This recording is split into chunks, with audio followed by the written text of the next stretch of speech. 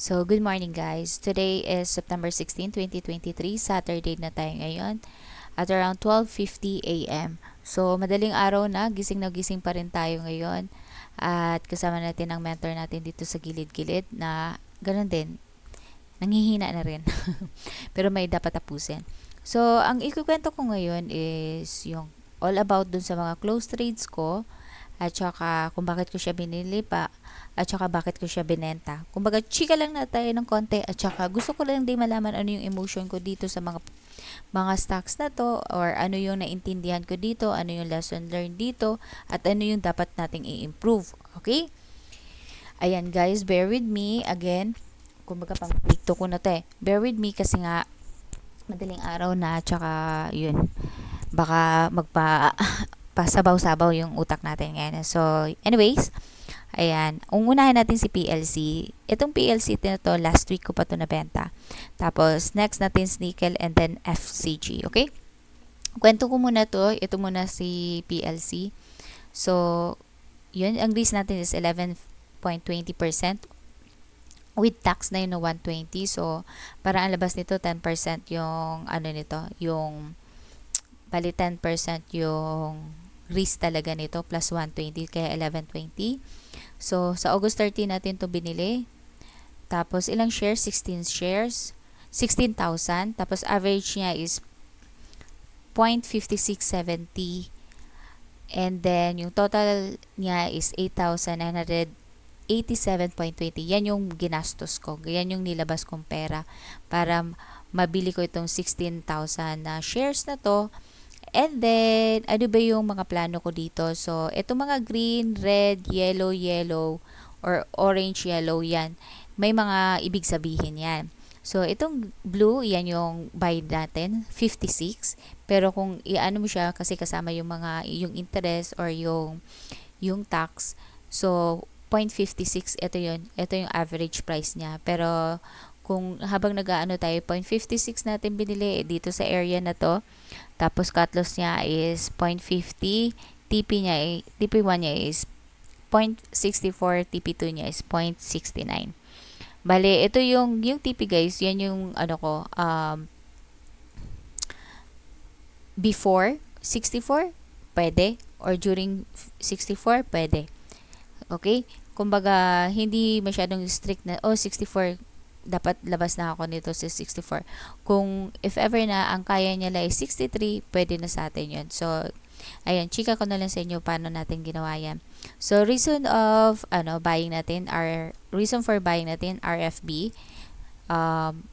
Bago ko sabihin, yung AB Capital nga pala yung ginamit ko dito kasi dalawang broker yung hawak ko. Yung Call Financial para sa dividend at saka itong AB Capital para sa anong tawag dito? Para sa mga ganitong moves sa mga reversal, sa mga trend follow, ganon. Pero yung ano natin, more on dividend talaga yung Call Financial natin. So, ano ba bang reason ko? Syempre, uptrend siya. Ito, base zero to. Mamaya papakita natin. Actually, sige, pakita na natin para isahan na tayo. Okay? Hindi ko na kasi maipapakita sa inyo dito kasi itong itsura na to, mayroon akong hawak nito kaya hindi masyadong maganda yung ipapakita ko sa inyo kapag dito ko Anyway, disregard nyo na lang itong mga guhit-guhit na yan. Kasi batch 2 na to eh. So, ito talaga itsura niyan. Bago ko binili yung batch 1, ito talaga itsura niyan. See? Kung makikita mo dito, ito ay napakatagal na reversal. Sobrang solid, umangat siya pero hindi pa siya sobrang umaangat talaga, no? If ever na, kunyari ganito, na-reach na ba niya? Hindi pa. Hindi pa guys. Ito, 0.74 yung kaya niyang akyatin. Anyway, ito yung reversal niya guys. Sobrang lakas ng reversal niya pero nanghina siya, di ba? Pero hindi talaga super nanghina kasi ginawa niya ng reset. Hindi siya nag-downtrend guys. Reset lang. So, kung bibilangin ko, ang bilang ko dito is base 0, ito base 1. Even though na-reset siya, base 1 pa rin sa akin yan. At saka yung ginawa niya dito, kaya ako nagustuhan din. Sabi ko, okay, ang lakas ng niya, yung reversal niya dito. And then, base 1 to, never siyang bumabagsak, ha? Tapos, sabi ko, Even though na minsan may mga araw na illiquid talaga siya, dito kasi nakikitaan ko bakit may eto maganda, bago ko siya binili dito sa area na to.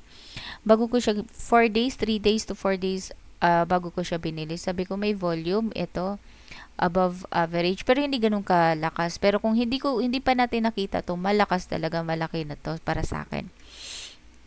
And then ayun, no pagkabili ko, sabi ko hindi ko na tinatanggal sa mata ko yan. Sabi ko nice one na to, pwede ko to kumbaga prospect ko na to para bilhin kasi maganda yung structure niya, ganyan. And at saka may mga stocks din na katulad nito na hindi ganun, hindi blues, hindi second liner, mga nasa third liner, fourth liner, tsaka basura na umaangat. Nag-continue talaga. Kung baga nag-uptrend, ganyan. Katulad nila Plus, ni tama ba sila Plus, sila Prim, or basta APX, gano'n. So, sabi ko, okay, baka may pag-asa to. Tapos, yung structure niya nga, gustong gusto ko. So, asa na ba yun? Balikan natin. Ganito yung itsura niya, guys. So, balikan na natin yung eto.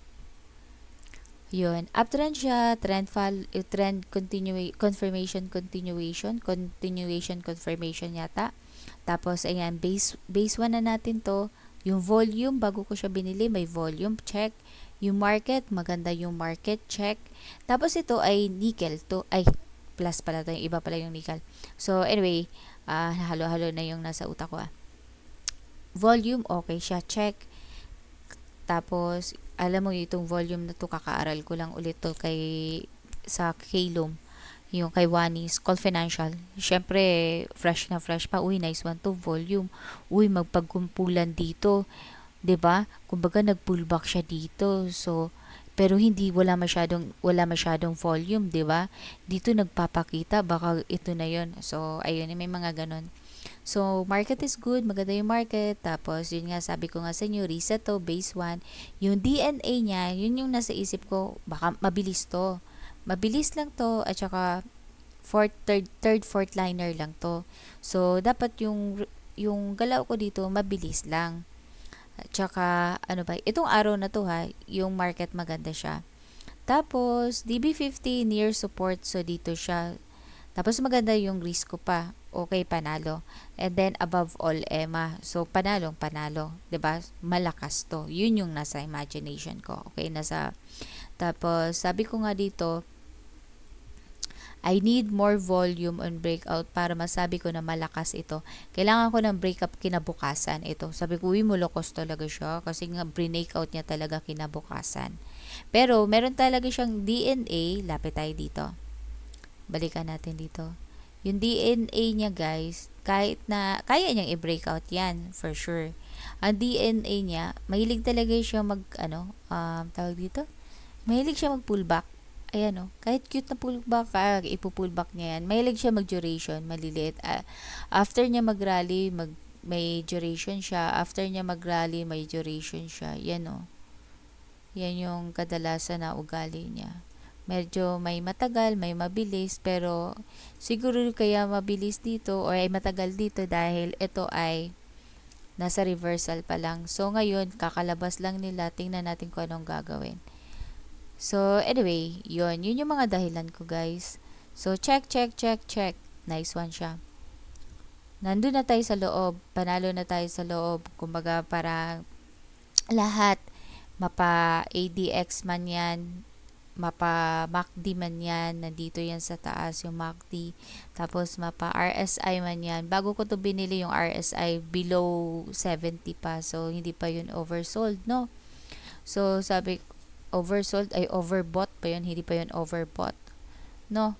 So sabi ko, okay, may pag-asa pa rin ako pag nakapasok na ako dito, nice one na yun. Okay, magandang plano. Lahat ng plano natin sa pagpasok natin, perfect. Kung ano yung nasa imagination ko, ano yung yun yung binigay sa akin, perfect. Ngayon, na hit niya yung 'di ba sabi ko sa inyo 0.64 yung target natin. Pero mahina na yung kumbaga yung 0.64 tinouch lang. 0.63 talaga yung malakas siya as a resistance. Doon ko na binenta. Sabi ko, okay lang sa akin. Kumbaga, na-rehearse ko yung sarili ko. Yung yung TP natin 0.64, pwede yung bumaba. Basta malapit lang. Kaya 0.63. Tapos, yung TP2 natin, kung 0.69 yan, pwede 0.68. Ganun yung plano. So, dito na tayo sa sell. Nagbenta ako dito, 8,000 kalahati. 0.63. Out ko na kagad. Wala na. Nakita ko lang na, uy, parang ganun. Maraming, nasa ask price. Sabi ko, maraming gusto magbenta. Sobrang dami pa.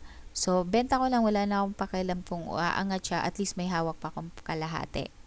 So, ayun. Out ako before TP na 0.64. Kaso ano ba to? Kaso malaki ang volume sa 64 and 65. So, ayun nga yung ibig ko sabihin. Malaki kasi yung volume ng 64 at saka 65. Yan yung sell 1 ko. Dito yan. 1, 2, 3, pang-apat na nagrally. Kasi nag-pause siya nung pangatlong araw. Tapos pang-apat na araw nagrally pa siya. Pero huminto lang. Okay? Yan yung storya nun. So, okay na sa akin. Sabi ko, okay, hawakan ko lang tong kalahati. Tapos, titingnan ko kung kaya niyang abutin yung 62, yung TP2, which is 69 or 68. So, hawak ko naman. Ngayon, medyo may konting pagbabago sa isip ko nito. Itong number 2. Basahin natin para hindi natin ha. So, binenta ko yung yung number 2 dito sa 0.60. Itong candle na to. Hindi pa nag-close yung candle na yan. Binenta ko na, nag 0.69, nag 0.59 pa to, lower pa to doon. So, sa 0.60 doon ko binenta. Actually, yung pagbenta ko, trail stop yon. Nilagay ko na doon, sabi ko, hindi na ayoko nang kakabakabahan ako. Lagay ko na dito yung 0.60. Pero, malaki pa yung volume niya, guys. Nasa 0.61 pa lang yung labanan nun, 61. Tapos, sabi ko, okay, dito ko lang ilalagay dito sa 0.60. If mag-out siya dyan, okay lang sa akin. Trail stop na yon. So, naglagay na ako tight trail stop. Kasi baka bumagsak pa dahil malaki ang volume sa mga sellers as side. And bumibili din ako ng ibang malikot na stocks, which is FCG. Okay? Ganyan yung totoong istorya. Dapat talaga binabasa ko na lang to. So, yun yung istorya, guys. Bumili kasi ako ng malikot na stocks. Tapos, mamaya ako nagkikwento kung ano yung malikot na stocks. Para sa akin, malikot yon. Okay? Mamaya ako nagkikwento kung bakit. JFC. JFC. FCG. Sabi ko ba JFC? Okay. Okay. So, yun yung dahilan ko, guys. Kaya nga, sabi ko, tight lang ako kasi nga, pero baka pera na maging bato pa. May mga ganong arte-arte tayo, guys. Tapos, yung nag-sell ako dito sa 1, sabi ko, nag-isip din ako nun. Hindi talaga ako ganun ka-tough na, okay, dyan talaga yan. Pero nung nag-sell ako ng TP1 ko, 0.63, sabi ko, sana binenta ko na lang lahat para hindi ko na iniisip to at iba na lang yung nakikita ko. Kasi gusto ko yung bumibili, benta. Lalo pag gain ka, diba? Gustong gusto mo yung ganong style. Sana ganun pala yung ginawa ko. Yun yung nasa isip ko. So, ngayon, naghintay tayo dito, diba? Nag-post siya dito, 1 day, 2 day, 3, 4. Nung pang 4, sabi ko, kasi parang hindi maganda rin yung market niya, yung PSE. Baka, sabi ko, baka madamay-damay pa to, no? Tapos kakabili ko lang dun sa, So, yun, naging tight ako sa trail stop ko. Pero intact pa rin to, guys. May konting panghihinayang talaga ako dito. Pero okay lang, guys, kasi nga, kumbaga, okay, gain tayo. Tapos, kahit papano, valid naman yung mga nire-reason ko doon. Kasi supposedly, pwede ko rin naman itipi lahat sa isang bagsakan lang. Tapos, nanginayang ako, sabi ko bakit ganun. Pero ang iniiwasan ko rin kasi, mas lalo nakapanghinayang yung pagbenta ko, tapos umaangat pa, tapos wala akong binibenta. Although, yun yung need ko i-fix kasi hindi concrete yung ganung mga ideas ko, no? Yung mga ganung plano ko. So, kinukwento ko lang, ito yung honest na nangyari sa isip ko, nangyari sa action ko, yung mga araw na yan yung nasa isip ko. So, okay. To make the story short, gain tayo dito ng plus 747.49. Gain tayo dito sa na to. And then, nung nag-close na yung araw na yan, syempre nang hinayang ako kasi sabi ko, sayang, malakas pa rin talaga siya. Hindi naman siya pangit eh. Maganda talaga siya. Tapos lumipat ako dun sa mga, ay naku, mamaya ako na ipakita. Lumipat ako dun sa mga, yung pera ko nilipat ko, tinanggal ko to, tapos lumipat ako dun sa, hindi ganun ka, yung chismis lang ba? Medyo makatipat tong natin, kamay natin kasi kaka-trade lang ulit, 'di ba? So pinagbigyan ko rin. Pero may ako, plano pa rin doon. Ito yung buy ko, ito yung cut loss ko. Kumbaga medyo firm naman ako doon sa cut loss ko kasi nga may mga hawak ako na pulahan talaga.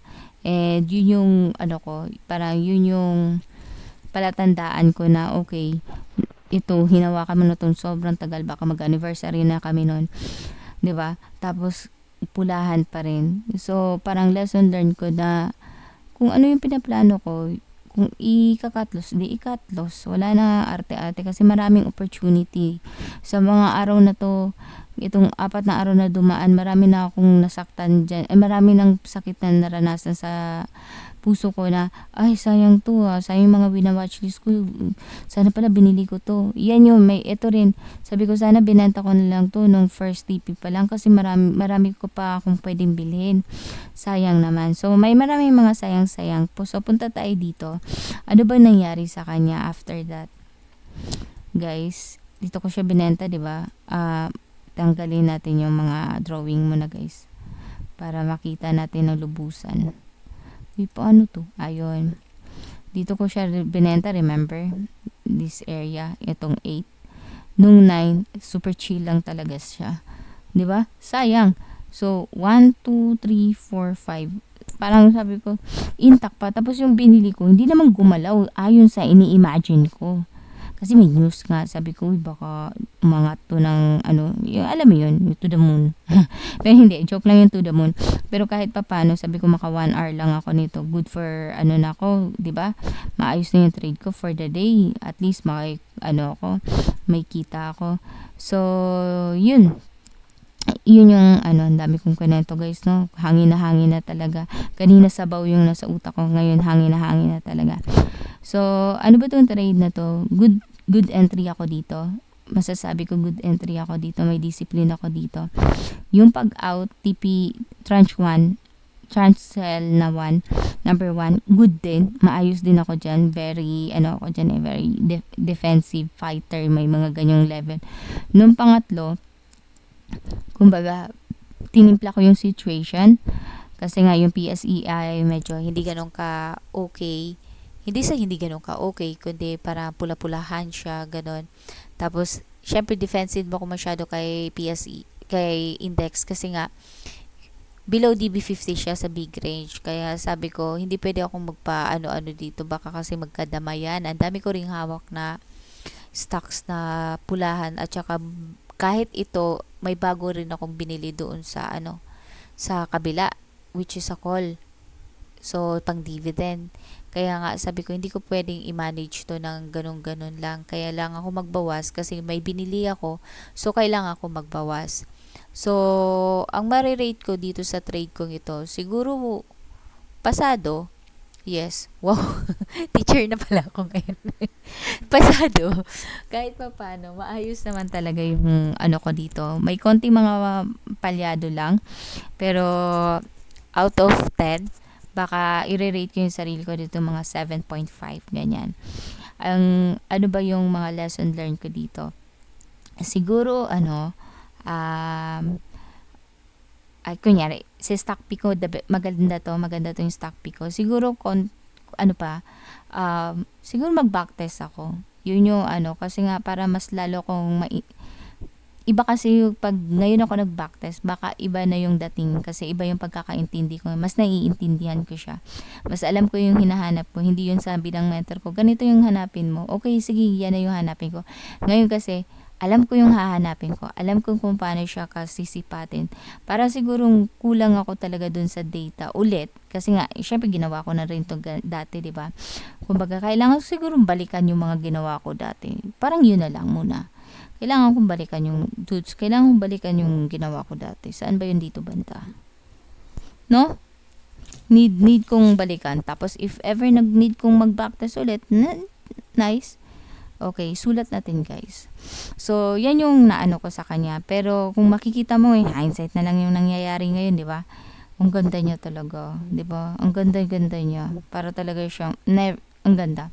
Nakaupo siya sa previous na breakout or previous DB top niya. 'Di ba? Yung parang super ganda. Talagang pinapakita niya sa'yo na okay, maganda ako, wag mo akong ismolin dito. So, yun.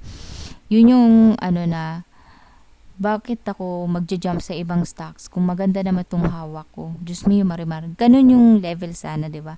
So medyo makati tayo, medyo may pagkamarites tayo. Kaya ayan, yan yung mga dapat kong alalahanin na yun. May pagsisisi ba? Siguro slight lang. Kasi nga, kailangan ko panindigan. Ginusto ko rin naman to, di ba? Pero, kung may iba bago, yun nga yung gusto kong baguhin na magkaroon ako ng conviction. Paano ba natin magagawa ng pa-conviction na yan kung alangan masabihin lang, kundi yan, titingin tayo na mas ganitong structure. Ito ay dati kong ano to, dating ano ko na to, tawag dito, strategy. Galing to sa mentor ko. Sobrang dating strategy ko to. Kaya nga, ano, hindi ko pa rin siya binabaliwala. Ang tinatrabaho ko kasi ngayon talaga, ilang months na, ng sobra-sobra, yung dividend. Ngayon, ito, pang trade talaga. Yung dividend talaga, pang ano yun pang ipon. Pero ito talaga, pang trade talaga. So, gustuhan ko siya. Actually, nagustuhan ko tong tinuro sa akin. So, tinanggal talaga ko lang nagustuhan ulit yung tinuro ng mentor. Kasi minsan gusto ko ng bottom picking or bounce ba. Minsan gusto ko na sa reversal na lang ako, no. Minsan ganito sa iba-iba yung mga gusto ko. Honestly, may ganun akong ugali pa rin ngayon. Pero at least ngayon, mas aware ako ano yung mas aware ako at saka may plano ako. So, yun. Need backtest dito sa ano na to. Kahit papano maganda yung trade ko dito. In fairness naman, maganda yung trade ko dito. Gusto ko tong i-emulate at ka-emulate tong ganitong pangyayari naman. So, okay na tayo sa PLC, ano? Gain tayo dyan, guys. Okay. Plus 747. 747.49.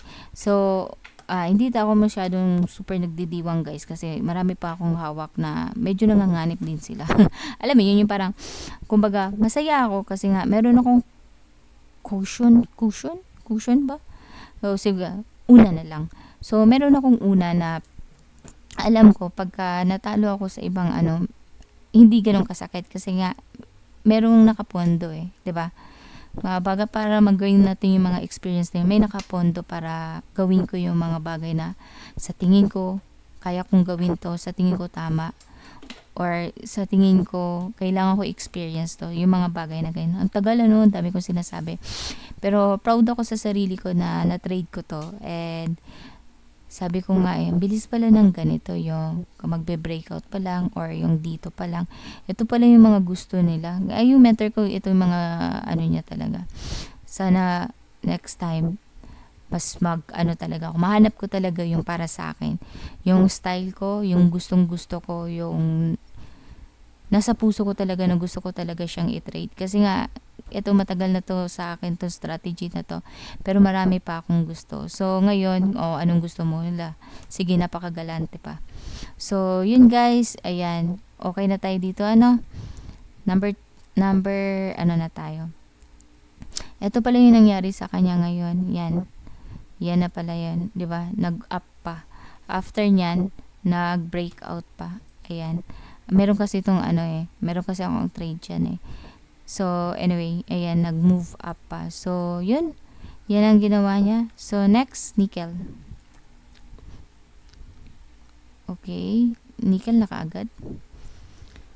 Okay. Ay, FCG na lang kasi para, makonect ko yung kwento ko doon at saka dito. Okay. Ito si, yan, FCG. Ito yung kwento ko, guys, na binili ko siya, 'di ba? Tapos sinacrifice ko yung isa.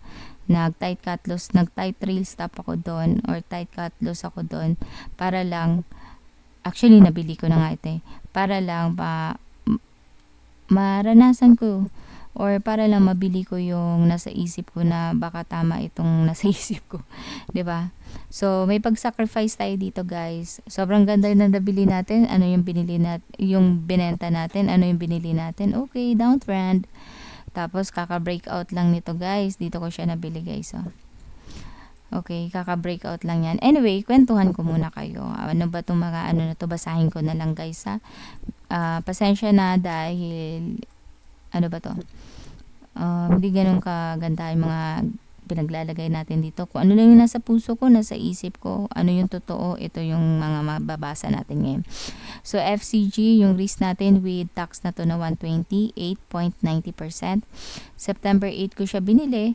Yung share na binili ko sa kanya is 17,000. Actually, computed yan sa VAR ko na 1,000, which is 1% of 100,000. Tapos, yung average price is 0.6519. Total na binili ko sa kanya ay 11,082.61. So, yan yun. 11,000 yung binili ko para matrade ko to. So, ito yung plano. Yung buy ko, itong green, which is 65.65. Ito yung cut loss area ko, 0.60. Whole number siya, guys, ano. Dapat hindi ako nag-whole number. Pero para sa akin, sabi ko, kung malakas talaga siya, DB50 lang ako. Kasi kung makikita mo, itong kumpulan na to, DB50 yan. 'Di ba? Yan. Solid na nasa DB50 siya nakaupo. Sabi ko, kung mahina talaga siya, wala na akong magagawa dun. Basta ilang araw niyang inupuan yan. Isang buwan niya rin yatang pinupuan to. Or 2 to 3 weeks niyang inupuan to. So, kung malakas siya, patunayan niya. So, break out niya yung araw na yan. Pero, ganito yung storya niyan. Wala siya sa watchlist ko. Yun lang totoo, okay? Una-una wala siya sa watchlist ko. Hindi yan kasali sa watchlist ko. Nakita ko na lang tong FCG kasi nga chine-check ko rin yung mga news, ganyan, bago mag-open yung market, projected price, ganyan. Pagtingin ko, uy, may news. Ano nga yung news? Figaro Innovation and Development Incorporated receives PESA certification for coffee processing. So, hindi ko naman talaga super naintindihan. Basta pag may PESA, parang iniisip ko kasi parang positive siya. Ito kasi yung parang naalala ko yung kinento ni April Tan na pag mga REITs, maganda pag naka-PESA accredited or something. Hindi ko alam kung tama ba yung word na accredited. Basta PESA, may katumbas na PESA, okay? May pagdikit ng PESA. PESA, okay? So, ayun. Sabi ko, okay, promising, medyo promising. Ayan, dito tayo. Kasi meron tayong ugali talaga dito sa promising at saka sa news. Nangati tayo, guys. Itong araw na to, sabi ko, mukhang okay to, ah. Pero ako kasi yung stage ko ngayon, gustong-gusto ko talagang totoong kumita. Pero, kumikita ako na may plano, alam mo yun. Yun yung ano ko talaga. Gusto kong kumita pero yung ano ko, hindi na yung katulad ng dati na bara-bara, ay bahala na to, ganyan-ganyan. Pero may plano pa rin. So, anyway, ito yung ano natin, 'di ba? Kwento na natin, no? Nasabi ko na. So, ayan, 0.60, nakwento ko ng back 0.60. Yung TP1 ko is 0.72. TP2 ko is 0.77. Pero ang ano lang naman yan, syempre yung TP1 importante yan kasi ano to 200 EMA to So, kaya kong ibenta dito lahat. Depende nga sa move. Kasi nga, eto, third, fourth liner yata to. Tapos, eto, ang galawan nito, kaya niyang maging mabilis. Kaya nga, ganun, may dalawa akong TP1, TP2. Tapos, yun. Ano ba? Reason for buying news. Okay? Breakout of mini box. Dito nakita ko kasi nag-breakout. So, iniisip ko baka grabe ang rally nito. May volume, guys. Ito, at least. Ayan. Yan ang maganda sa akin ngayon kasi sinusulat ko talaga. May volume.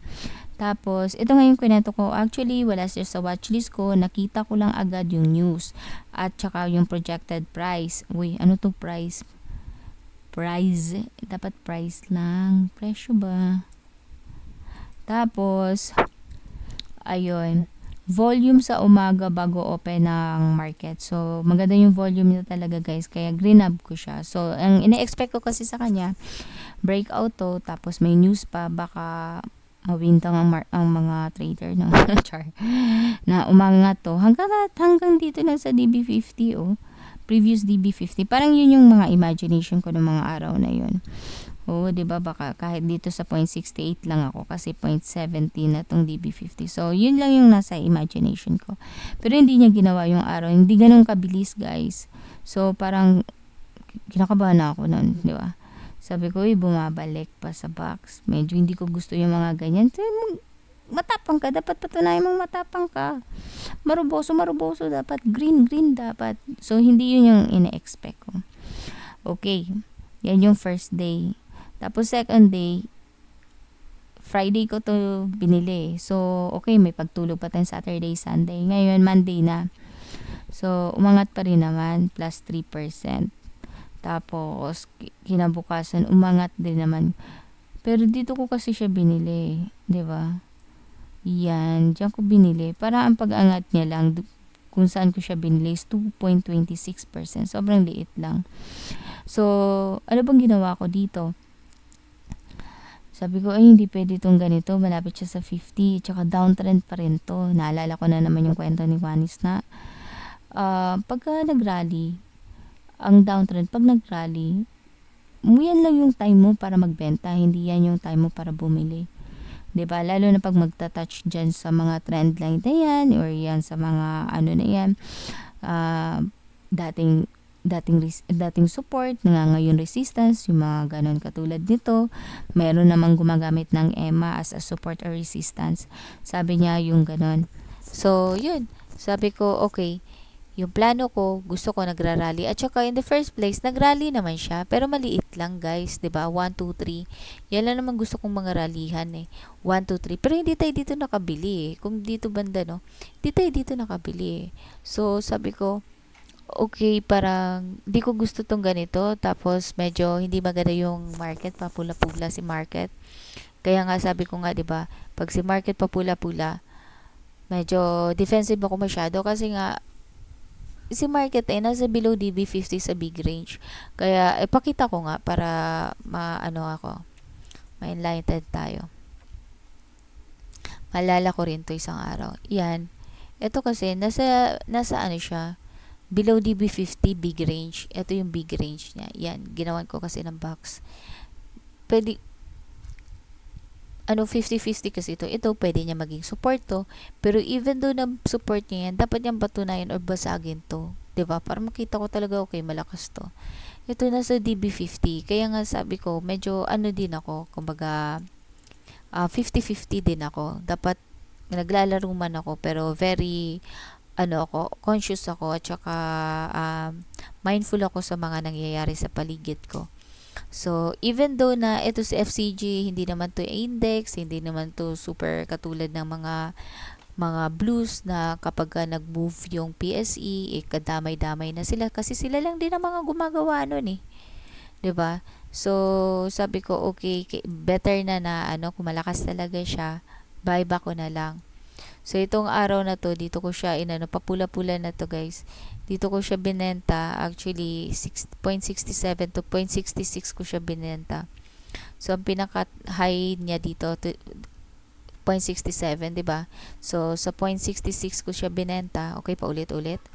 So, doon ko siya binenta. Tapos, hindi ko na siya pinakailaman. Kasi nga, sabi ko, kung ganito lang din naman, mali ko rin naman to binili.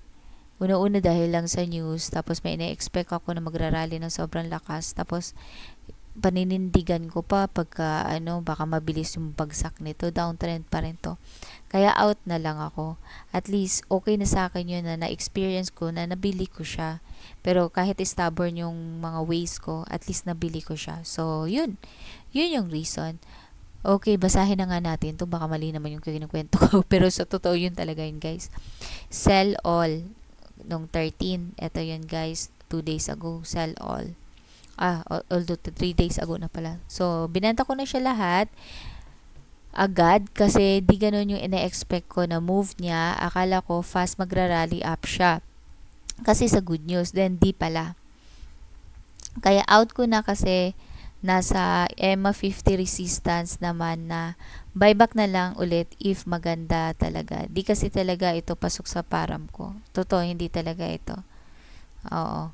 Dahil lang to sa news, kaya medyo napasugod tayo. Sugod bahay tayo. Tsaka, ito rin, previous DB50. Even though na previous DB50 rin yung tinamaan niya para umangat, hindi pa rin ako, kasi hindi pa rin, downtrend pa rin naman to. Malakas pa rin. So, yun. Yun yung mga dahilan ko. So, ano bang ko dito? Gain ba ako? Para break even lang guys. May konti lang tayong gain dito na plus 36.97. Okay? Tapos, alam mo ba, kinabukasan sabi ko, what? Bumalik lang din, plus 3% to. Pero bumaba lang eh. Yan. Binalikan lang din kung saan ako bumili. So, malakas nga siya. Parang, for me parang malakas siya. Kasi kung nagmaruboso na siya dito, dapat tuloy-tuloy niya na dito, di ba? Parang yun yung nasa isip ko. Pero medyo malakas siya, sumasabay din siya sa So, check ko na lang siya. Hindi ko pa rin wawalain sa utak sa ko yan, pero mas mag-focus na lang ako dun sa mga stocks na pasok talaga sa akin. So, yun yung ko dito na binili ko siya, tapos ganito yung nangyari sa kanya, 'di ba?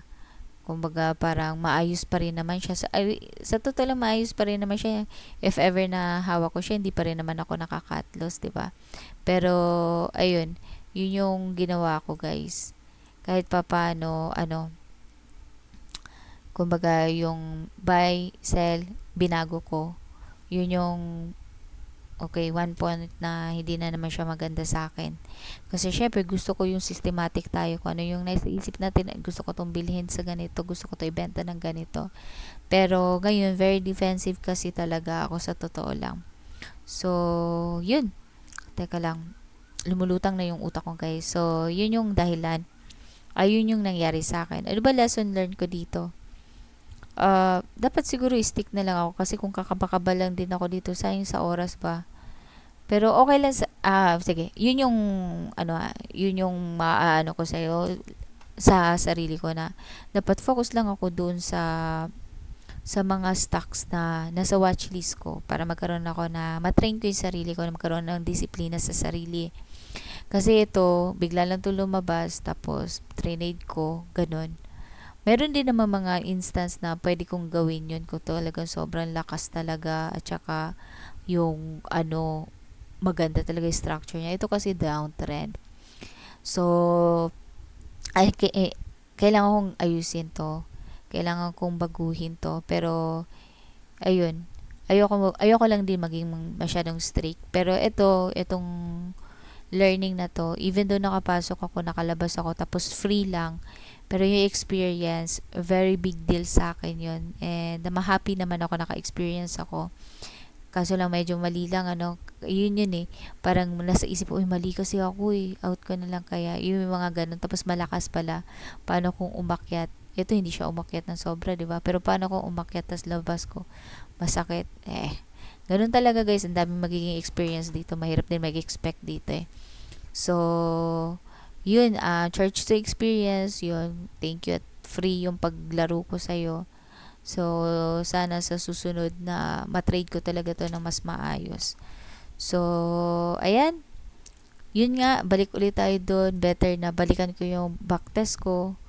At saka, ito talaga, guys, hindi talaga to pasok talaga. Never ko tong Pero anyway, mamaya na yung pagsisisi. Better talaga mag-backtest ako. Yung thorough backtest talaga. Or kung hindi, tingnan ko yung mga binacktest ko dati, kasi ang dami kong data, guys. Siguro kung dati tinitingnan ko, konti lang alam ko, baka ngayon mas iba na yung alam ko, mas maiintindihan ko. So, yun. Bago ko pala binili to, nice one din yung, wala namang nice one, wag na tayo magplastikan nga dito. So, walang nice one, guys. So, ito? RSI, yan. Wala talaga, guys, talaga to, wala tayong nice one dito. So, yun, guys, yun na yung gusto ko, na sana mas mag-focus ako doon sa entry na nasa parameter. So, yun. If ever na gusto ko tong ganito, dapat bigyan ko ng pansin. Bigyan ko ng araw na pag-aaralan. Katulad nito. Wala namang divergence. Saan ba nakakakita ng divergence? Pwede itong divergence pero layo. Tama ba? Pwede. Tingnan natin. Kasi kung pwede, hindi ko to nakita. Okay. Pwedeng i-divergence to. Tapos ito pababa, ito pangat. Pwede rin, pwede. Pero para kasi, nag-move na kasi ito para dito. Pero pwede rin. Anyway, yan. At least, kahit papano, na-trade natin siya ng libre. Sana sa susunod, makita na talaga. Karoon tayo ng conviction. Tapos yung pangangati natin, yan. Nadagdagan tayo ng learning. Tapos, kahit papano, sa susunod, mas maintindihan na natin ng sobra-sobra. I am hoping talaga, hoping for the best na isang araw sobrang galing ko na mag-trade. Wala nang pagbago-bago ng mga pangyayari. So, ano pa? Tapos na tayo sa PLC. Ito naman guys. Actually, ito si Nickel at saka siya. Same lang ng araw ko siya binenta. Kung hindi ako nagkakamali ha. 9:13. Same ng araw ko siya binenta. Pati niya. Ayun, tama. Ganun din yung reason ko. Kasi nga, nakita ko si PSE, parang medyo sige nga, patingin na si PSE ay. Para hindi yung kwento tayo ng kwento lang dito. 13. Oh, 'di ba? Ito super ni PSE. Yan red no, maroboso. So, yun. Pero yung mga binenta ko guys, yan si FCG at saka si Nickel. Kahit ganun yung ginawa ni PSE, hindi sila natinag talaga sin. Malakas pa rin sila. Lalo na to si Nickel, ang liit lang ng candle niya nung araw na yun. Hindi ko in-expect yun na. So, okay. Ano ba yung mga guilt something. Pero, bago yan, basahin muna natin. Okay?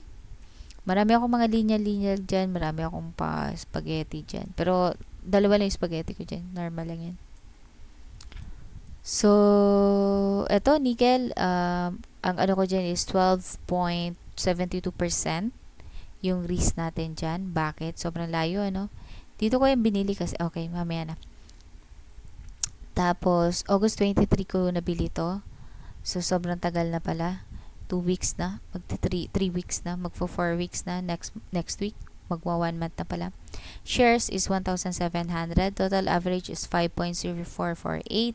Total nito sa trade na to is 8,576.16. So, yung buy area natin itong green na to. So, that is 5.04. Ang cut loss area natin, itong red na to, 4.51. At saka TP natin, ito lang guys, 5.70. So, bago ko binili to, itong 50 na sa taas pa lang to. Hindi pa to nag-sway ng ganito. Bakit ko siya binili? Reason for buying, dividend play sa November. Major support, dito siya. Near lang to sa major support. Tapos yung Nickel Future 200 EMA. Ito yun guys. Saan ba to? Investing.com. Dito ko siya nakita. Sabi ko, 200 yata nakaupo yun. Nasa support Baka angat to. Ito, Nickel Future. Baka nasa support baka angat to. Kaya ko ba? Kaya ko bang makita to? Wala kasi itong Try nga natin. Try natin sa guys. Trading.com. Asan na ba yung trading.com? Eto. Ano pa rin ba tayo? Yan. So, 1 hour din tayo ngayon. Last na to guys. Dami kong kwento guys. Pero, hayaan mo baka may mapadalaw dito. May matutunan kayo sa akin. Sabay tayo mag-aral. Okay? Wow, hindi maganda yung green na. Lagay natin, Nickel Future. Red na red ito. Try lang natin to. Kung itsura niya. Hindi ito yun. Nickel.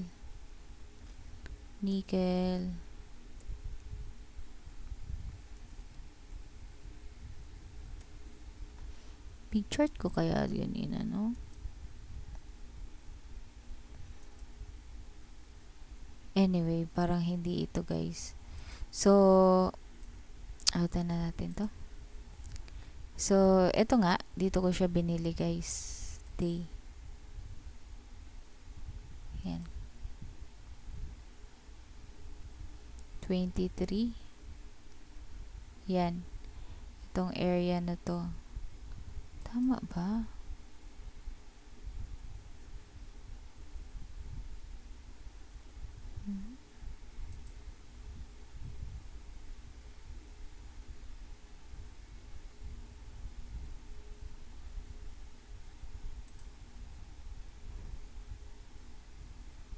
To 23. Ito. Hindi ko makikita eh. So, anyway, sabaw big chart ko kaya ginawa yun. So, anyway, yung nickel future nasa support, 200 EMA support, yan yung nakaano doon. Wala kasing EMA din yan eh. So, alam ko sa trading view ko, hinanap yun eh. Ang dividend play niya sa November na. So, sabi ko nga, naglalaro ako ng dividend. Ito nga pala ay sa, sa Call Financial na grupo to. So, doon ko siya binili, doon ko siya nilagay. Tapos, major support pa siya, which is, ito yung major support niya. Kung makikita mo, itong white line na yan. Yan yung major support natin sa kanya. And then, sabi ko, very na ako nito eh. Kung yan yung major support ko, itong yellow, nilayuan ko na eh. Actually, nilayuan ko lang eh.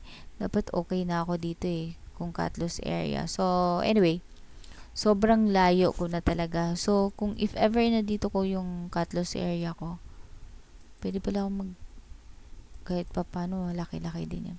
Anyway, so, yan yung cut loss area ko guys. Medyo malayo, kasi iniisip ko, baka kasi bumaba pa dito. Kung bumababa siya dito yung cut loss area ko, pasok pa rin, hindi naman panalo, kumbaga buhay pa rin ako.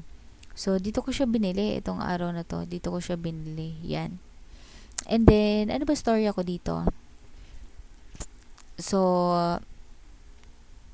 dahil nga, naghahanap ako ng yung November, yung mga stocks na para sa dividend. Tapos nakita ko siya, sabi ko, November na pala to, maganda rin to siya, mas mura to, okay, kumpara kay STC at saka DMC, kasi mga mining yun, 'di ba? Kasamahan din siya, malakas din to sa sabi ko, why not dito ko na lang, kasi kung dividend naman pag-uusapan, at least nasa major support, dito ko na lang siya bibilhin. Pero yung CDMC at saka STC, na yun, nasa watchlist ko na yun. Pero ito kasi parang sabi ko, baka mas malakas to, kasi nga may confluence pa sa nickel future ng 200 EMA pa siya, 'di ba? So, to make the story short, umangat din naman, guys. Actually, parang nakita ko pa nasa 5% pa ako noon eh. Kumita pa ako ng mga 5% noon. O ganoon. So, pwede ko na talaga siyang tanggalin yun, mga araw na yun. Kaso lang, syempre parang sabi ko sa sarili ko na kailangan ko sundin ko yung nakaplano, hayaan ko na siya. Sundin ko na itong plano ko. Pero, yun, hindi ko siya nasunod, guys, kasi nga yun nga yung mga panahon na sabi ko, okay, kung babagsak pa to, kumita na ako, tapos mas lalo tapos ikakatlos ko lang din, mas masakit yun. I-buyback ko na lang siya, kasi nga nasubukan ko na nga mag-buyback, diba? I-buyback ko na lang siya. Kung malakas talaga siya, pakita mo na siya. Pag mga ganito, kasi mga ganituhan, guys, ang imagination ko, bounce lang. Yung expectation ko sa kanya na mas mabilis lang to, yung bounce lang, kahit ganito lang, gandito lang. Itong 50 niya, dito pa to sa taas. Sabi ko, kahit bounce lang, so below lang dito sa previous DB bottom.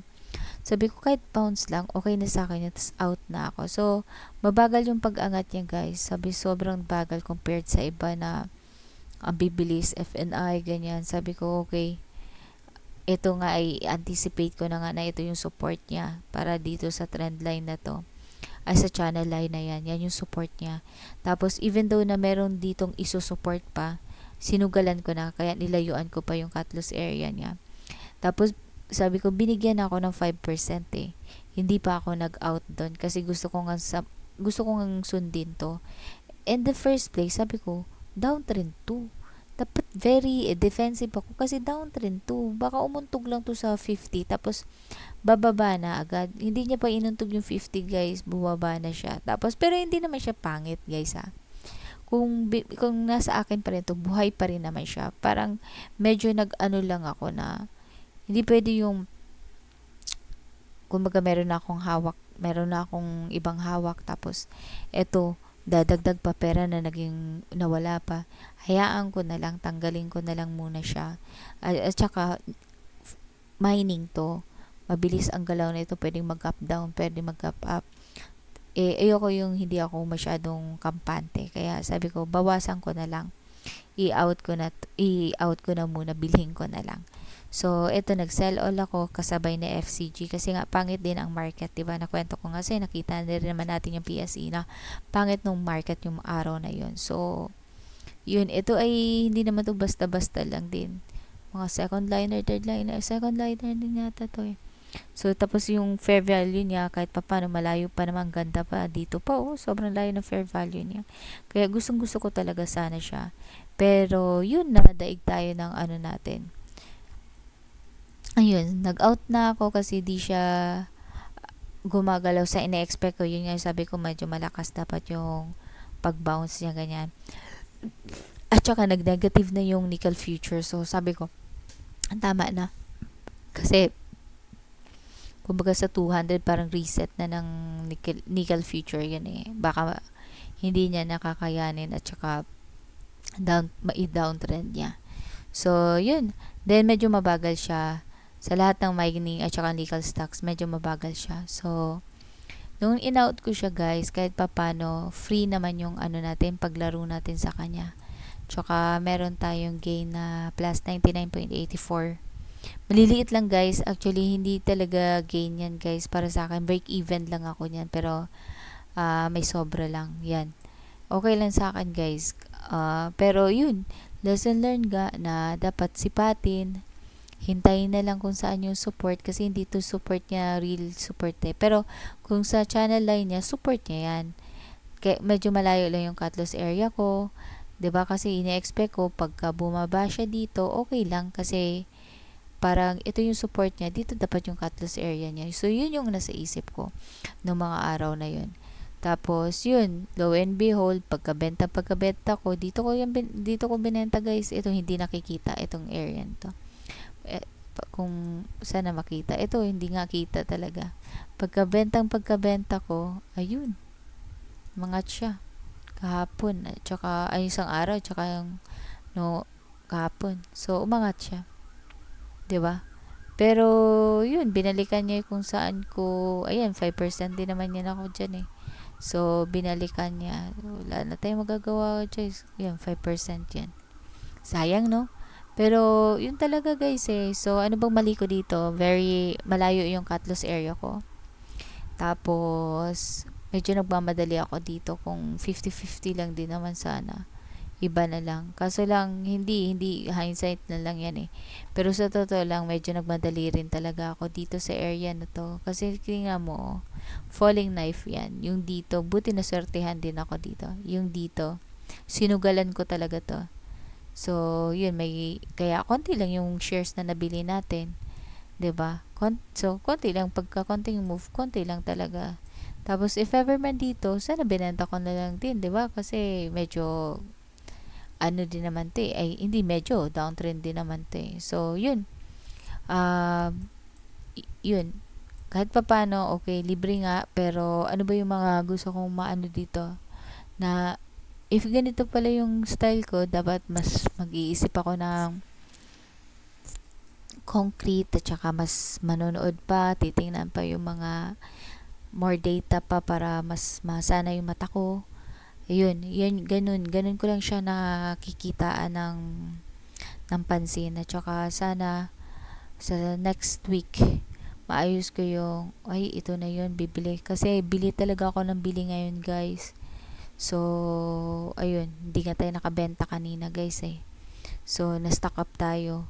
Kaya, i-refresh natin yung utak natin, mas pag-aaralan natin mabuti, tsaka magkaroon tayo ng concrete na strategy, kasi yun yung gustong gusto ko. Magkaroon ako ng strategy na sinusunod ko, na madisiplinado ako doon. And paano ko ba magagawa? Through experience, through experience.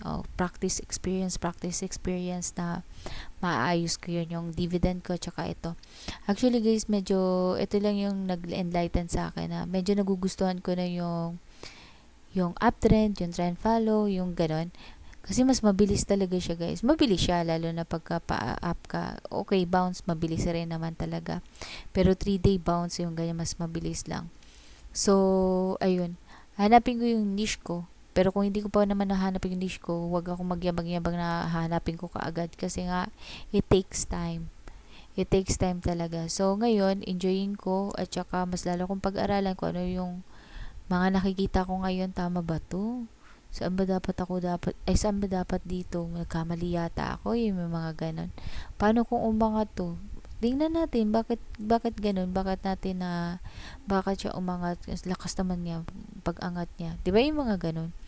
Pero marami pa naman diyan iba. Sa totoo lang, guys, itong trade ko, ito siya at saka si FCG. Hindi naman talaga siya pasok sa ano ko, param ko. Although ito pwede to. Pasok to sa sa dividend. Medyo matagal lang. Syempre, yun yung ano, 'di ba? Pero marami, sobrang dami na umangat na pasok, pero kinakatakutan ko. Takot ako kasi parang ang mahal na, 'di ba? Pero pasok na pasok sa akin, guys. Ang dami kong na-miss ngayong araw, ngayong linggong 'to. May 5 ako sa lahat ng umangat, guys. May 5 akong na-miss talaga, na sobrang miss ko talaga. So, nakafocus ako dun sa mga bagay na hindi naman dapat i-focusan. Dapat dun sa bagay na alam ko na medyo confident ako. Kasi lang, medyo yung utak ko, gusto ko talagang kumita, guys, eh. Parang dun ko talaga nakikitaan ito, para mabilis ang pera dito, takte yan. Hindi ako na, sana naalala ko yung sinabi ko sa sarili ko, na hindi ako magfo-focus sa pera, kundi magfo-focus ako dun sa process. Yung the right way, okay? The right way talaga, hindi yung pabara-bara. So, yun yung pinaka ko. Actually, hindi ko na kaya siguro mag weekly market review ngayon.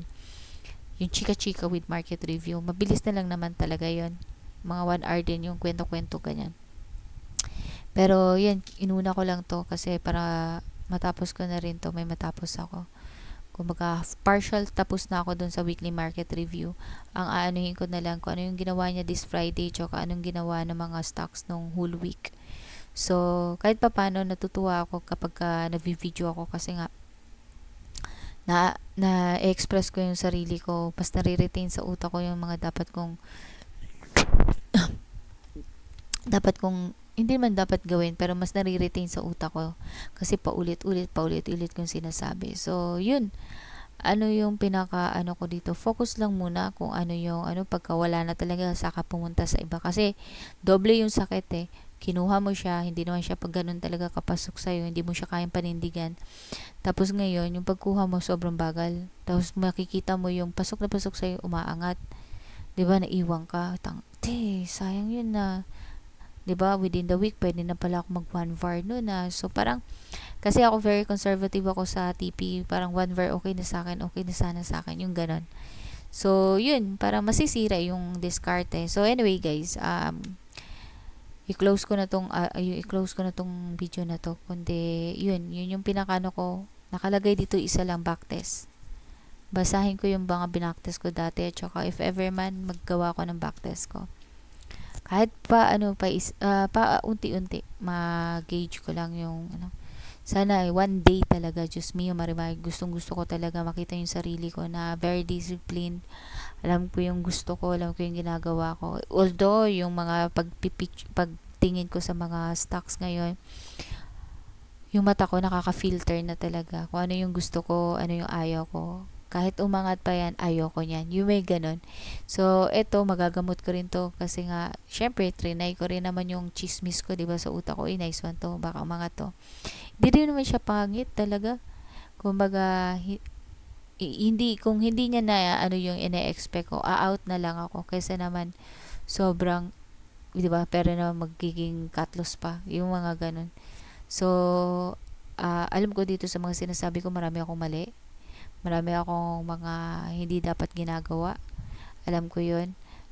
Bilang, discipline trader. Pero, ngayon kasi kakabalik ko lang. Syempre, may mga, hype-hype din ako sa sarili ko. Pero, at least, napanindigan ko at kaya ko naman lumabas talaga. Thank you so much talaga. So, yun lang muna guys. Thank you so much to myself dahil nagpakita at saka nagpakita at lumalaban. So, ayan guys, nandito tayo guys para ilaban natin yung mga pangarap natin. Drama no? Inaantok lang talaga ako. So, yun lang guys. Thank you for watching.